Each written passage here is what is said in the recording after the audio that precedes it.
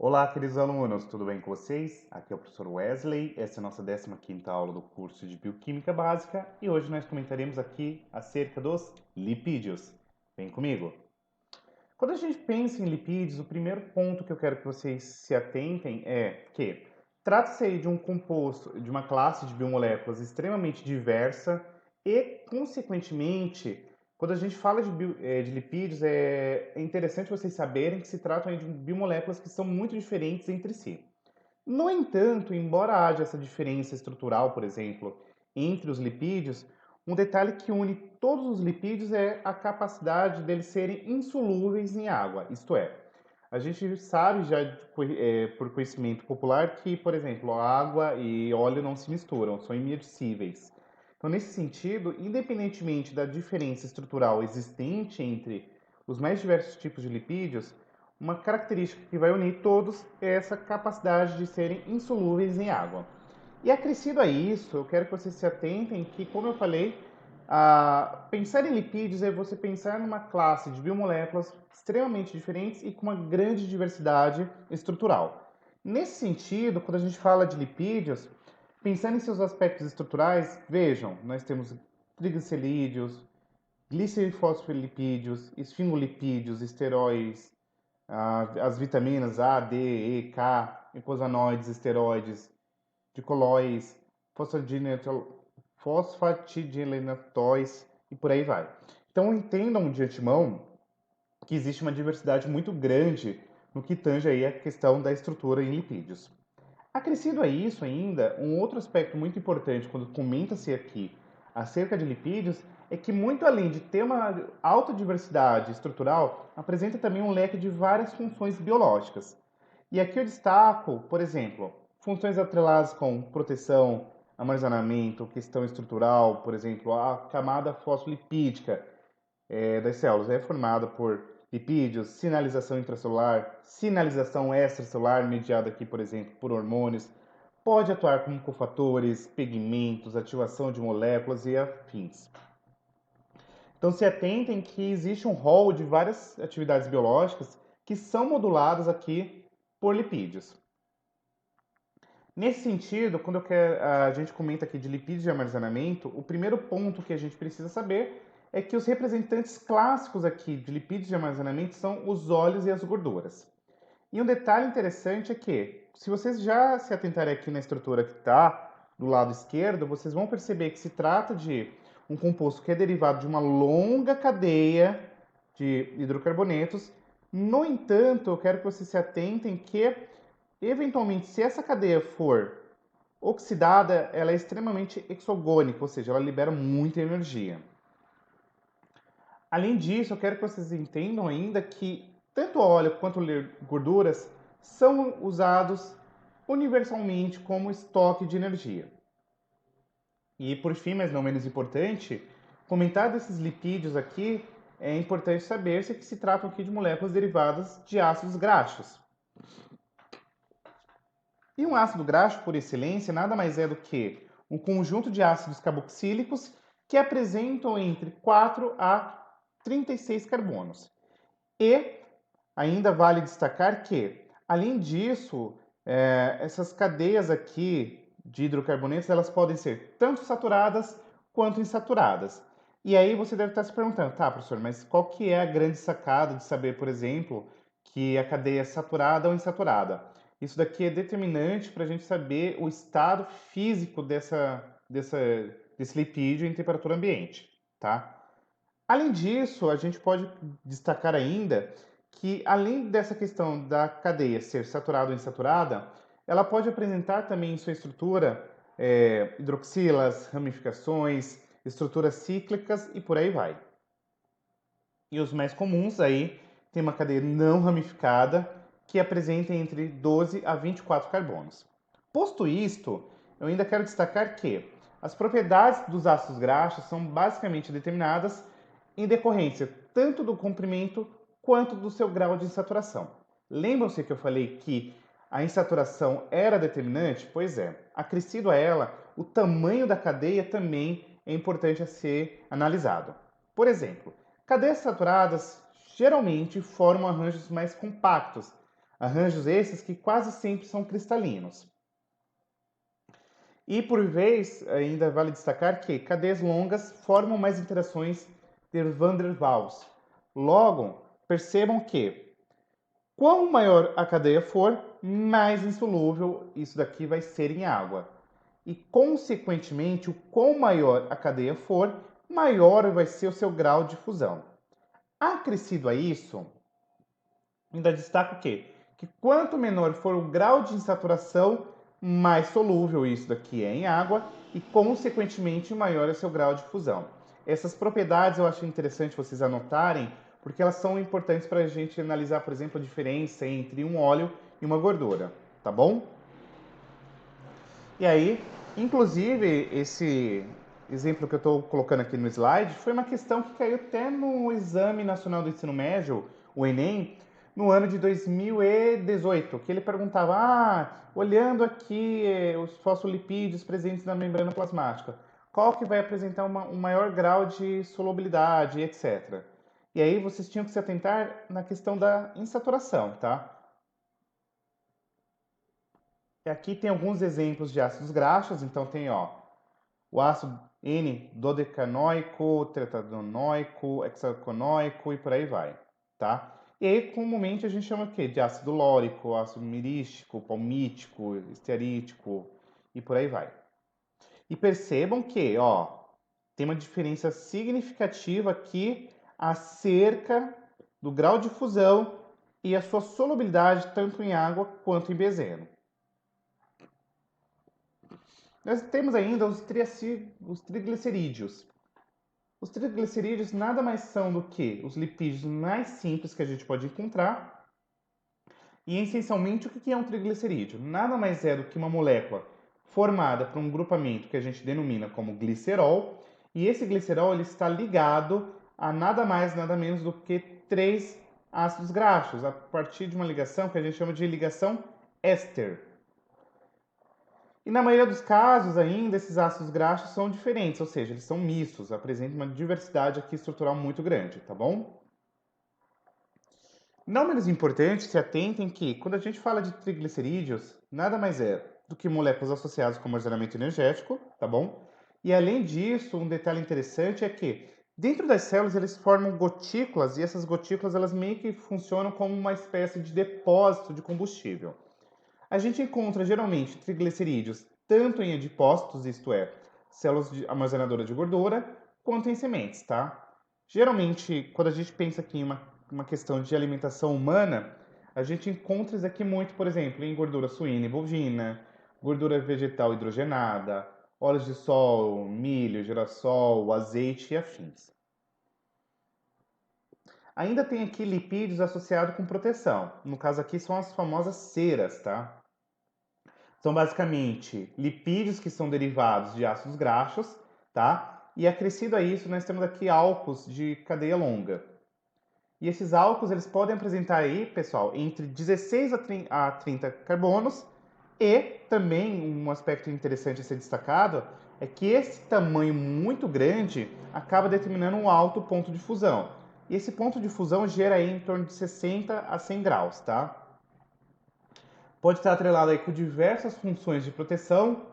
E aí os exemplos clássicos que eu posso trazer para vocês é cera de abelhas, a cera das penas de aves, por exemplo, tem uma glândula chamada urupigiana que fornece uma hipermeabilização das penas de aves, ceras da cutícula. A gente pode pensar inclusive no próprio cerumen, que é essa cera que é formada no pavilhão auditivo, que tem uma função muito importante.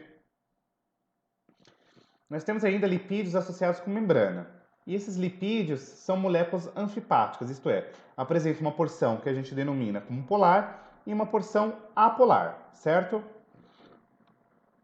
E essa característica ela é importante porque ela vai estar atrelada diretamente com o processo ao qual nós denominamos como função de semipermeabilidade seletiva, que é uma função na qual as células elas conseguem regular aquilo que entra e aquilo que sai de acordo com propriedades físico-químicas aí do componente, tá?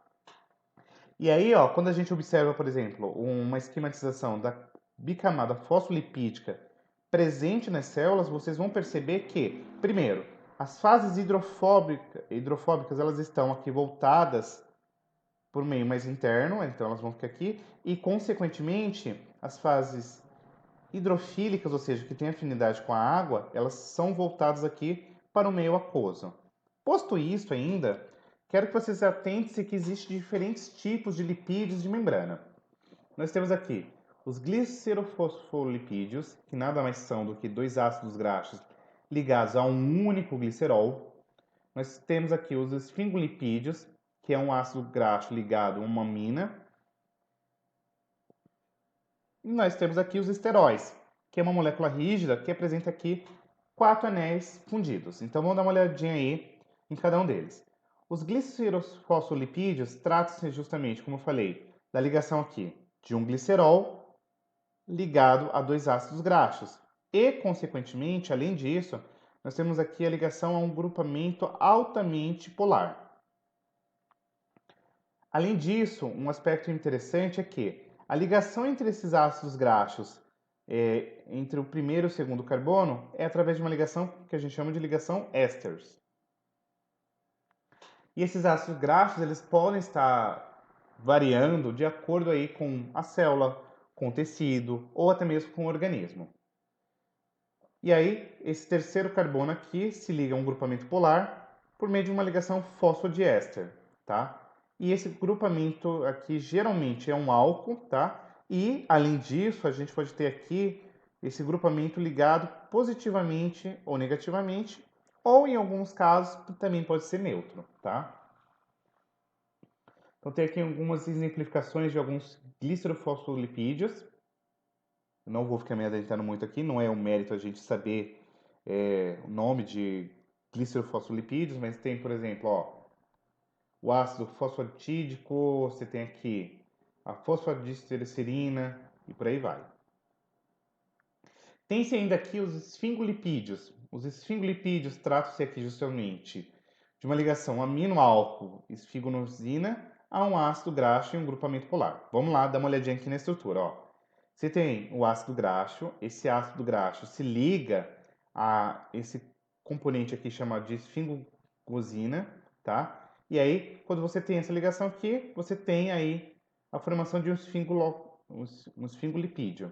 E ainda tem aqui a presença de um grupamento polar. Esse composto aí, formado pela esfingosina e o ácido graxo, a gente chama de ceramida. Então, ó, quando você tem o ácido graxo ligado à esfingosina, tu tem a formação da ceramida. E, consequentemente, um outro detalhe que vocês já podem dar uma olhadinha aqui na figura é que esse ácido graxo é de cadeia longa. E aí, como eu falei, ainda tem a presença aqui de um grupamento polar que pode se ligar aí à ceramida. Então, você tem vários tipos de coisas que pode se ligar, ó. Você tem aqui a fosfocolina, a glicose, tri ou tetrasacarídeos, um oligosacarídeo complexo e por aí vai. Você ainda tem aqui os glicoesfingolipídios, que nada mais é do que oligosacarídeos, ou seja, pequenos açúcares que podem se ligar aí à ceramida, formando essa estrutura que a gente denomina como glicoesfingolipídios. E aí, um detalhe interessante é que, geralmente, isso daqui a gente pode exemplificar com o próprio sistema AB0. Então, vamos dar uma olhadinha aqui, ó. Eventualmente, você tem aqui uma ceramida, e aí você tem a ligação de um pequeno grupamento aqui de oligosacarídeos, que vai dar origem ao antígeno 0, ou antígeno O, comumente conhecido por vocês. Você pode ter aqui o antígeno A e o antígeno B. Basicamente, são junções aqui de glicoesfingolipídios presentes aí na membrana das células vermelhas humanas, tá? Você tem os esteróis, e os esteróis basicamente são lipídios no qual a gente tem aqui esse grupamento que a gente chama de núcleo esteroide, que nada mais são do que 4 anéis aqui, certo? E esses 4 anéis eles estão fundidos entre si. E um detalhe interessante é que esse núcleo ele é formado a partir de a partir de unidades simples que a gente chama de isoprenos. Então, o isopreno ligado a outro isopreno, que ligado a outro, que ligado a outro, forma aqui o núcleo esteroide. E, consequentemente, você tem aqui uma cadeia alquila lateral, que vai distinguir aí os tipos de esteroides. E quando a gente fala de ácidos esteróis, você pode ter aí uma diversidade de funções atreladas a eles. Pode estar associados com componentes de membrana plasmática, precursores de hormônios esteroides, precursores dos ácidos biliares, que são detergentes biológicos. Aqui não se lembra, ácidos biliares nada mais são do que a famosa bile, que tem uma função emulsificadora de lipídios aí no processo de digestão. Temos também aqui lipídios com capacidade sinalizadora.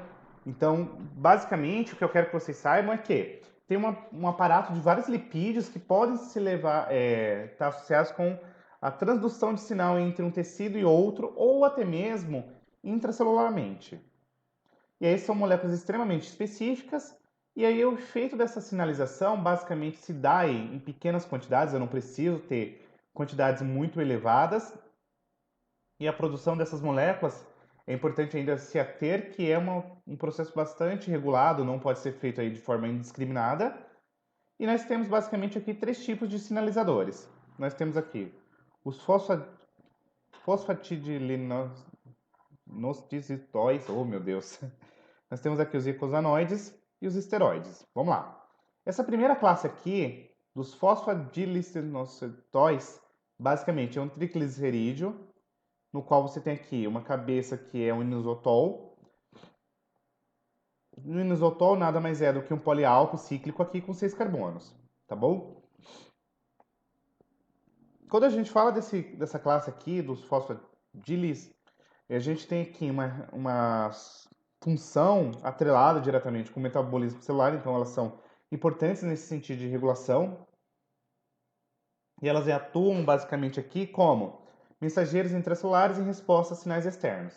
Como que funcionaliza aqui em outras palavras, pessoal? Vamos supor, você tem uma sinalização hormonal e, consequentemente, essa molécula aqui ela vai sinalizar internamente a célula a fazer uma resposta frente a essa sinalização externa. Nós temos aqui os eicosanoides, que basicamente são hormônios derivados do ácido araquidônico. É um ácido presente na membrana, por exemplo, de macrófagos. E aí o que acontece? O ácido araquidônico nada mais é do que um ácido graxo que apresenta aí 20 carbonos. E aí, basicamente, aqui o que acontece? Os eicosanoides eles podem ser clivados e formar aí algumas classes. Nós temos aqui as prostaglandinas, geralmente atreladas com função hormonal, então regulam algumas atividades celulares, como, por exemplo, processos inflamatórios ou até mesmo regulação de temperatura corpórea. Tem-se aqui os trobaxanos, que são basicamente moléculas que agem na formação dos coágulos sanguíneos. E tem-se aqui os leucotrienos, que vai regular aqui a contração muscular relacionada a uma respiração.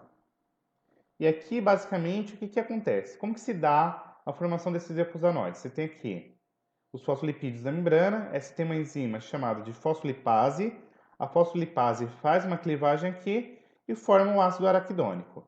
E aí, a depender da sinalização via aí outras enzimas, você tem a formação desses eicosanoides aqui, que são o leucotrieno, o trobaxano e as prostaglandinas. Tem-se ainda os esteroides, que são basicamente moléculas que derivam aqui de esteróis e diferenciam-se aí em decorrência de não possuir aquela cadeia de alquila que eu comentei, ligada ao anel D do colesterol. Constituem importantes hormônios animais, então, por exemplo, está atrelado aqui com formação de hormônios sexuais tanto masculinos quanto femininos, hormônios corticais e também estão envolvidos aqui em processos inflamatórios.